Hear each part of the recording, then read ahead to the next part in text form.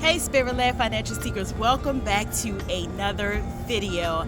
I am Abalori here with Spirit-led Finances, and I wanted to come to you guys real quick while I had some time before I left this beautiful hotel here in Manassas, Virginia. I am at the Hilton, and I wanted to come in. I did not get a chance to film this week because I kind of took a step back, had to do a couple things, and then I came on a short mini getaway. It really wasn't planned, but I decided, hey, I've been doing good with budgeting and finance and all things like that, and so I decided to go ahead and just take the day, the weekend I should say.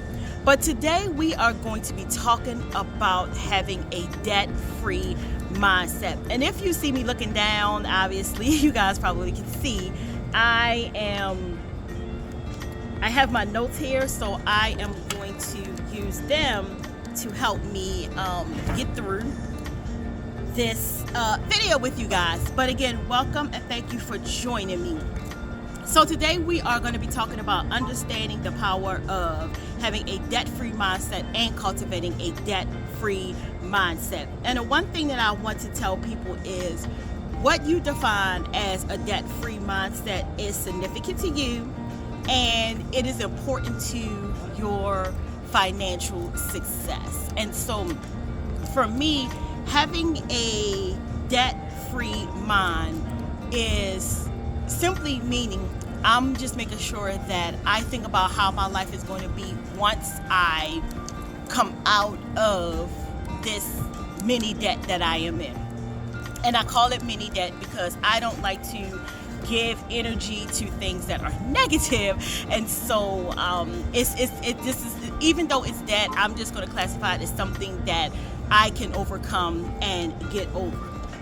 So let's discuss the impact of mindset on financial behaviors and decision making. So for me, you guys, I don't know what it means for you, but for me, having a debt-free mindset has a significant impact on your mental, social, and physical well-being. As I talked in my previous video, if you listen to that video, having a debt-free mindset and knowing what it means to be free from debt is a liberating feeling. It is a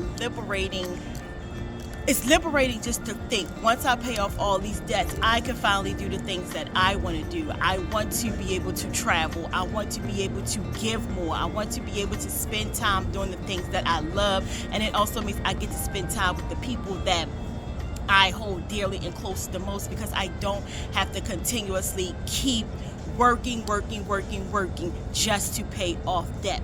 So when I sit back and I think about the impact of my financial behaviors and my decision making, I know that once I pretty much get out of this debt, I know definitely for sure I will not put myself back in a situation where I am going to be in any kind of debt.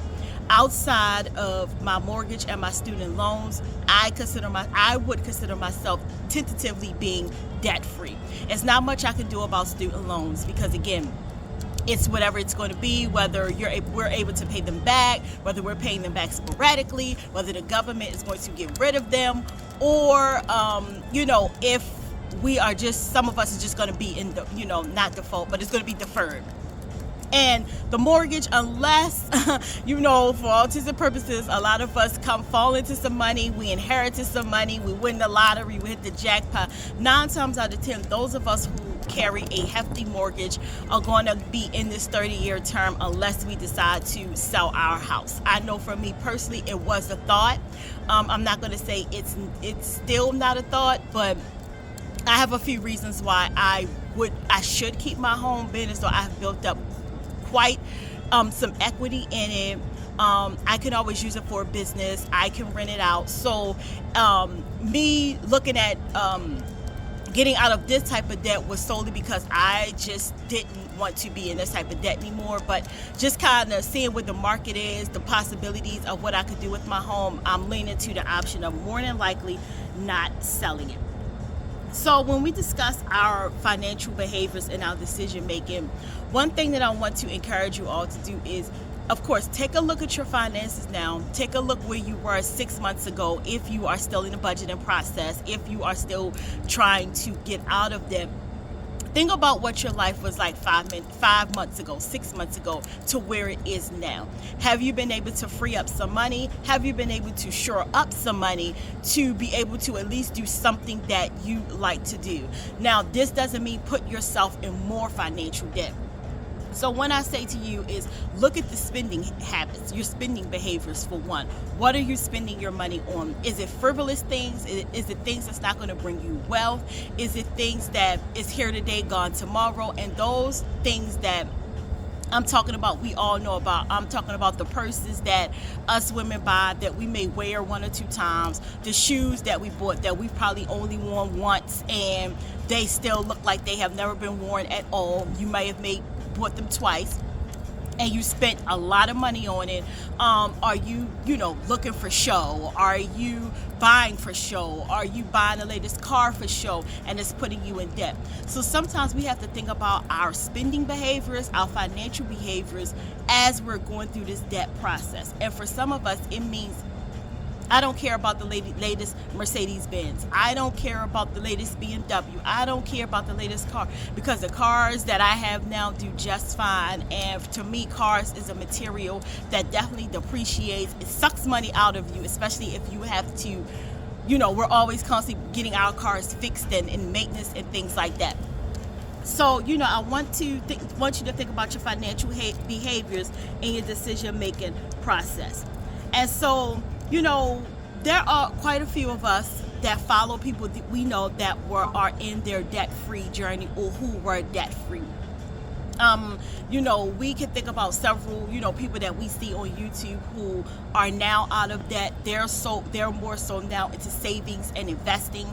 That is kind of where I want to be. I want to be in a position where I can cultivate my charity business, that I can give more to several organizations that I like to give to. And this is why, another part to the reason why I choose to have a debt-free mindset. So next we're going to talk about identifying limiting beliefs. And so I want you to think about the common and living beliefs and negative thought patterns that may hinder your financial progress, such as I'll never get out of debt or I'm not good with money. Those two mindsets will keep you stuck in the mental prison of financial ruins and financial stress, because simply of what we are we're thinking about. And so negativity begets negativity. Positivity begets positivity. If you think negative, it will be negative. If you think positive, most often times than not, it is going to be positive. And so when we sit here and we say, I'll never get out of debt, you're already putting that limited factor on your everyday overall mental and financial well-being. If you think about this, if you have this type of negative attitude, then let's be real, you guys, you are not going to get out of debt. You are forever going to be stuck in a rabbit hole of debt simply because you choose to focus on the negativity of what you can't do. And this includes, I don't have the money to, I can't do this because my money is, one of the things that I hear people say a lot is my money is funny. We use that, my money is funny. But if you believe that, then ultimately your money will be funny. And I know we say it in a joking manner a lot of times when somebody says, oh, you're doing this, you're doing that, or somebody has money, you say, oh, I can't do that because my money is funny. That limiting belief, if you choose to believe it, will leave you stuck and stagnant where you are. Also, the misnomer of I am not good with money. Anybody who is choosing to get out of debt, who sees the impact of being in debt, you can change your money habits. you can stop saying, I am not good with money. Let's be real. Most of us are great with money. We're great with money when we want to spend it on what we want and what we need to have, what we would like to have, and what we would like to do. So your money isn't funny. You do have money. You can't say that you're not good with money, because you are great with money when you take the money and choose to spend it on what you choose to spend it on.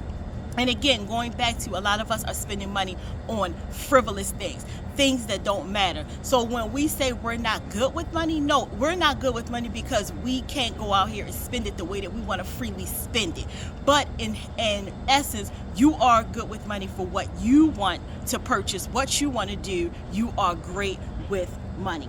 But I'm not good with money is not a factor to take into consideration when you are trying to live debt free, because you do have the money. A lot of us have to curb our spending and stop spending frivolously because we know we do have the money and we can get out of debt.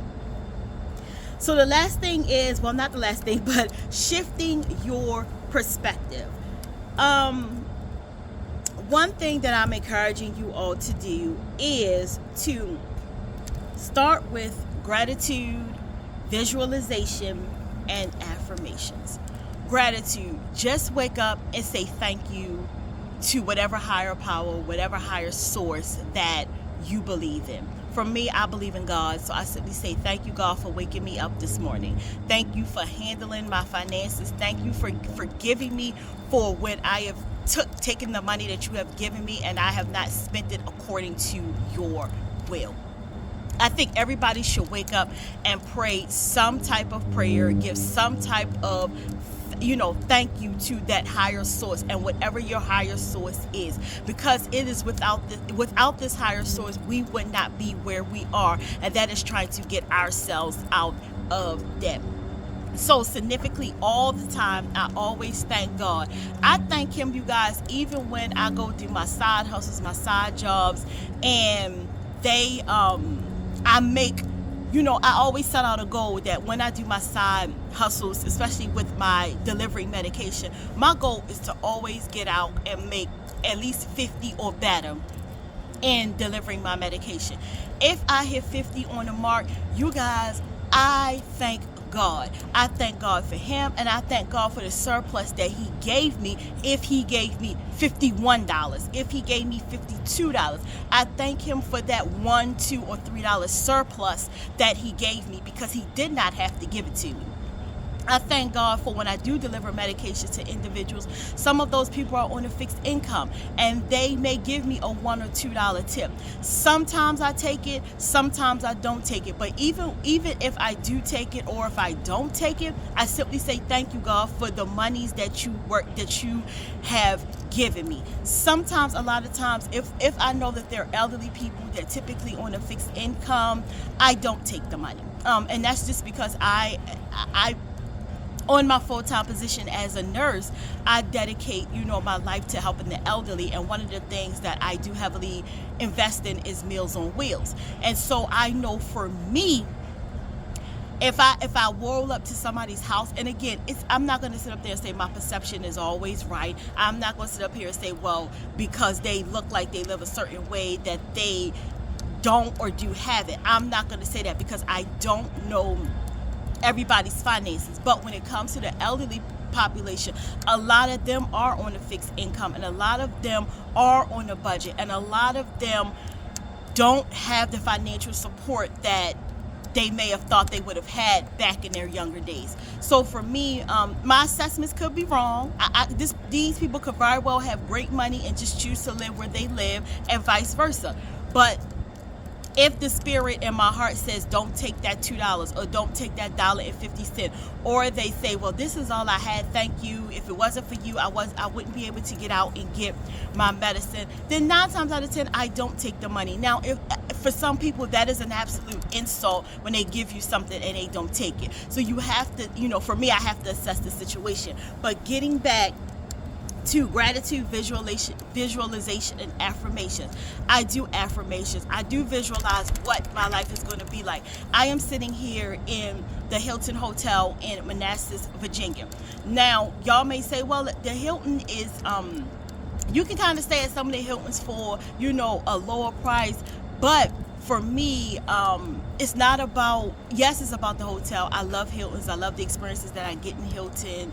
No, it's not the Ritz-Carlton of the Hiltons. But when I think about, and I say for the last month, I have worked for the whole month of March. I pretty much, you guys, just worked. I may have taken off, I would say maybe a total of 2 or 3 times, but that is because I absolutely needed to get some sleep and some rest. But for me to be able to sit here and then also be able to take my younger brother out. We went to the mall. We spent quite a few hours in the mall yesterday. I bought him, a couple of things that he needed, some things that he wanted, some things that he absolutely needed. If I think back to a few months ago when I didn't have the extra, or when I didn't have the surplus, because I was so focused on getting out of bills and catching up and things like that, we wouldn't have enjoyed the weekend that we're spending here at the Hilton. And one of the things that he told me yesterday, he was like, thank you for Big Sister for buying me all these things. I am so happy. This is the best weekend that I've had in shopping in a long time, because he knows that we have been on a budget, and he knows that his big sister doesn't like to spend money frivolously. But it's been a minute since we've been out to the mall. We did some shopping and things like that. And so I just wanted him to, have a good weekend. And for me, it was just about some R&R, some rest and relaxation. And so building financial confidence, you guys, when it comes to getting out of debt, have the confidence and start building your confidence. Even if you think your pot is empty, start refilling it with something positive. If your cup is empty, start filling it up with something that you think about that is giving you the confidence to get debt free. For me, my confidence builder is when I open up my financial binder and I can go through and I can see everything that I have paid for that week. I don't care if it was a utility bill or something for my house, if it was a old debt that I was able to settle and pay off. I don't care if it was me even sliding $2 over into my investment account. That is a confidence builder for me. One of the biggest confidence builder that I think people see is when we do the debt snowball. When we start with the debt snowball, meaning we go from the lowest debt to the biggest debt, it is such a confidence booster and a magnificent feeling when you could check off those first 1, 2, and 3 debts. I don't care if the debts were $5, $10, $15, $20, $25. I don't care if the debt was under $100. The euphoria and the feeling and the confidence booster that you get when you can X out and cross out that particular debt. Done, over with, paid, never to revisit, never to see it again. That is a confidence booster to me. That is 110% a confidence booster in my work. And so, one of the things that, again, I suggest that you start as a confidence booster. Start writing down your debts from smallest to largest. And then start working your way towards paying those off. And I guarantee you that is going to be the first time you're going to actually feel like, I can do this. I got what it takes. I got what it absolutely takes. And I have the necessary tools in my hand to make this budgeting and getting out of financial debt a success. And so, one of the tools that I am working on, you guys, before I get out of here is, we have so many budgeting tools on the market. We have fancy planners. People are using stickers. They have, electronic budgeting systems that you can download. We have so many things that we can use. But for a lot of people who are just starting out this process, that could be too much and too overwhelming for some people. I know one of the things that people kind of struggle with is the concept of sinking funds and cash envelope spending. To some people, that's very cumbersome. It's confusing. Like, why are we doing this? What is the end game? What you keep taking money in and out of these envelopes. It's confusing to a lot of people. So for some people, we have to take it back to what I like to call sensible budgeting. Sensible, CENTIBLE. S-I-B-L-E, sensible budgeting. And I might have spelled that wrong off the top of my head because I'm talking, but it's called sensible budgeting. I have a sensible budgeting guide that I am going to be putting out there to you all. And again, it is just basic, taking it back to the principles, taking it back to some people like me who just need to start out at the basics. We don't need anything fancy. As we grow and get out of debt and we start investing and we want to do this and do that with our budget, then we can expand. But for some people who are just getting out of debt, what they need is something simple and basic that they can use, that they can write on, that can help track them in their debt-free journey. You guys, I am putting out the sensible budgeting guide, and it'll be out soon. I am fine-tuning some things, but I believe that this debt tool is something that we all can use. Even those who have the most extravagant spending, those who have the most extravagant debt, I think this is great for anybody to use if you just want something basic and you're not really with all the hoopla and all the fancy stuff that comes with budgeting. This is absolutely going to be for you. And so I'll be talking about that more. And so, in closing, you guys, I just wanted to give you a few key takeaways. And one of those things is start somewhere. Start at the beginning. Start at the basic. Start with having the power and the mindset to get out of debt. It doesn't take much for you to derive a plan and think about your future. Think about all the positive things that you're going to come across, that you're going to be able to do as you get out of debt. Think about the first thing that you would love to do when you have paid off that one last bill. Think about when you decide that you want to be really debt free, what that means for you and your family, what that euphoria, that feeling you're going to get as you start Xing out those debts that you have paid for. You guys, I want you to start building a mental mindset when it comes to getting out of debt. Find your confidence booster. And if that confidence booster is just checking off paying your first debt, that is a great confidence booster. That is a great feeling for you all to have. And so, with that being said, thank you for joining me for this video, and harnessing the power of a debt-free mindset.